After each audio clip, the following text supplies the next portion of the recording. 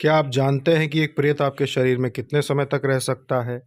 प्रेत भूख और प्यास से तड़पता रहता है और स्वतंत्र रूप से भटकने वाले प्रेत अपने लिए कोई ना कोई स्थान ढूंढ रहे होते हैं। मनुष्यों का शरीर इनके लिए बहुत ही अच्छा स्थान होता है। ऐसा मनुष्य जो आस्थावान नहीं होता, जो पूजा पाठ, भगवान, देवी देवता, कुलदेवी कुलदेवता, किसी भी प्रकार के आध्यात्मिक कर्मों में शामिल नहीं होता, उनका शरीर प्रेतों के लिए बहुत उत्तम होता है। प्रेत यूं तो स्वयं कोई वस्तु को उठाकर नहीं खा सकता, लेकिन अगर उसे मनुष्य का शरीर में स्थान मिल जाए तो शरीर के अंदर प्रवेश करके वो भोजन पानी हर चीज़ का आनंद ले सकता है।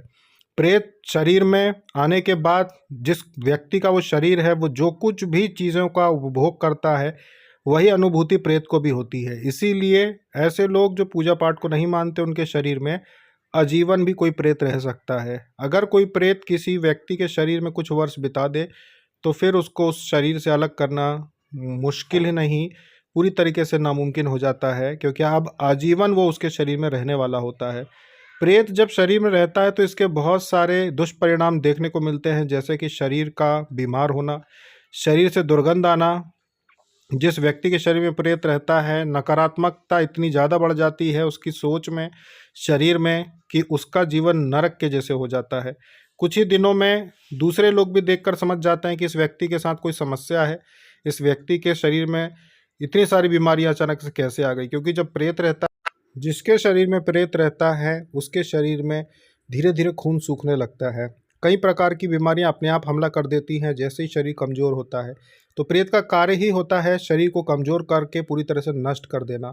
क्योंकि प्रेत का स्वभाव शांत नहीं होता, बल्कि अंदर ही अंदर वो उबलता रहता है। प्रेत को पीड़ा हर समय हो रही होती है और वही पीड़ा वो मनुष्य के शरीर में भी देने लगता है।